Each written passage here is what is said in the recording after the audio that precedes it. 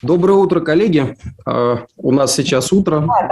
Слышно, видно меня хорошо? Да, все прекрасно, да, слушаем. Спасибо большое. Спасибо большое, Марина Олеговна, за приглашение. Спасибо большое, Александр Николаевич, что предоставили слово, возможность, так сказать, высказаться. Я, с вашего позволения, сейчас запущу презентацию. Сейчас, одну секундочку. Что Торгово-промышленная палата Российской Федерации выражает свою, скажем так, полную безоговорочную поддержку своим коллегам в Республике Саха-Якутия. Да, мы крайне приветствуем вашу инициативу и, скажем так, подготовку к совещанию по, скажем так, по перспективам взаимодействия с региональными научными центрами. Да, мы действительно развернули в этом году достаточно серьезную программу, опираясь на ключевые в этой области палаты. И первое, что хотелось бы отметить, что в этом смысле Республика Саха-Якутия находится на передовом крае. Да, это действительно радует. Она входит в число коллег, которые эту работу действительно начали. Мы можем сказать, что в первую очередь мы на уровне федерального центра мы ее формализовали в форме некой дорожной карты. Она была утверждена президентом Торгово-промышленной палаты Российской Федерации и состоит из 3 этапов. На первом этапе мы собираемся собрать такие, скажем так, наилучшие практики, которые уже сформировались где-то с содействием Федеральной палаты, где-то самостоятельно в регионах, собрать такой анализ, обобщить эти практики и понять, каким же образом торгово-промышленные палаты могут взаимодействовать с научно-образовательными центрами мирового уровня. На втором этапе мы эти практики обобщим, проанализируем и дадим некоторые рекомендации коллегам, которые еще не включены в эту работу, для того, чтобы они увидели тот скрытый потенциал, который в этой области имеется. И на третьем этапе уже совместно с заинтересованными коллегами мы подготовим предложение для аппарата правительства Российской Федерации, для научно-технологической комиссии, соответственно, для других государственных органов, уполномоченных для решения научно-технологических задач.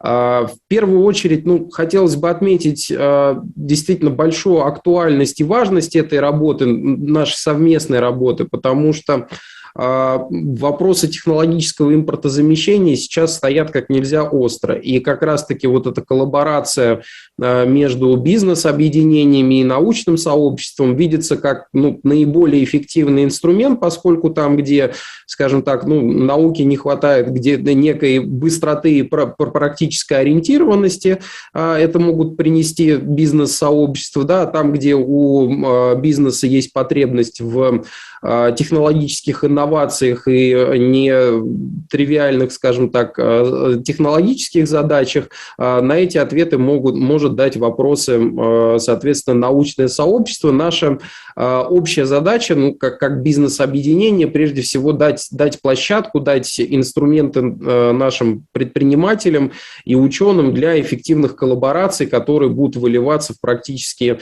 результаты. Вместе с тем, скажем так, ожидается, что это позволит и какие-то системные проблемы в обеих вопросах решить. Я имею в виду и в научном сообществе, и в технологическом предпринимательстве. Важную роль в этом играет такой инструмент, как Совет научно-образовательных центров мирового уровня. Соответственно, он функционирует уже достаточно давно, но в этом отношении, в этом году мы можем сказать, что достигнут определенный ключевой результат в виде обеспечения представительства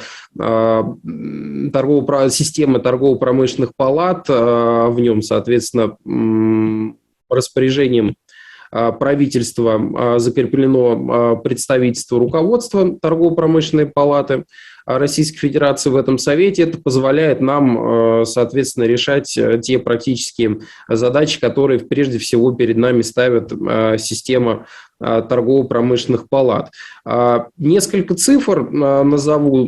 Напомню, что в реализации программ деятельности научно-образовательных центров принимают участие более 130 образовательных организаций высшего образования, около 130 научных организаций и более 290 крупных и средних российских компаний. В 2021 году в научно-образовательных центрах мирового уровня велась работа по реализации 157 технологических проектов. Тематика исследований НОЦ имеет достаточно существенную профильную специфику, которая говорит о том, что специфика этих исследований должна произрастать не только из фундаментальной науки, но и иметь практическую направленность на, скажем так, достижение конкретных коммерчески привлекательных, можно сказать, результатов. Поделюсь также некоторой практикой наших коллег, да, о которых сегодня уже упоминалось. Ну, может быть, несколько более подробно на этом остановимся. В частности, между ТПП Российской Федерации и межрегиональным НОЦ Юга России и ТПП Ростовской области осуществляется сотрудничество в части инжиниринга, промышленной кооперации, продвижения проектов. Кузбасская торгово-промышленная палата и НОЦ Кузбасс первыми начали сотрудничать для содействия в реализации образовательных, научных, инновационных и производственных проектов. НОЦ Кузбасс, значит, в участии в конкурсах и грантах совместно с зарубежными партнерами, содействие в развитии международного сотрудничества, заключив соответствующее соглашение в 2020 году, они эти программы успешно реализуют. Также готовится к подписанию соглашения о сотрудничестве между Тульской торгово-промышленной палатой и НОЦ Тула-Тех. Начало сотрудничества также можно констатировать НОЦ Енисейская Сибирь, которая уже упоминалась, с Центрально-Сибирской торгово-промышленной палатой. В целях взаимодействия информационного обмена для реализации перспективных проектов научно-технологической инициативы между Севастопольской торгово-промышленной палатой, торгово-промышленной палатой Крыма, НОЦ Море Агро Биотех и фондом НТИ 15 июля текущего года было заключено соответствующее соглашение о сотрудничестве.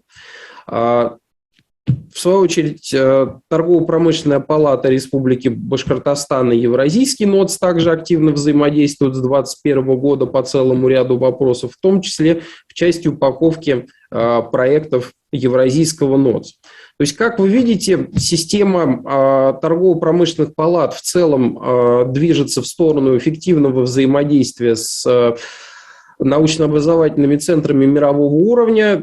Здесь могут быть разные векторы партнерства. Некоторые из них приведены сейчас на слайде. Мы всячески призываем коллег эти направления сотрудничества углублять, искать новые, скажем так, как находить и не сдаваться. Мы со своей стороны, со стороны федерального центра готовы всяческую методологическую, организационную поддержку оказать.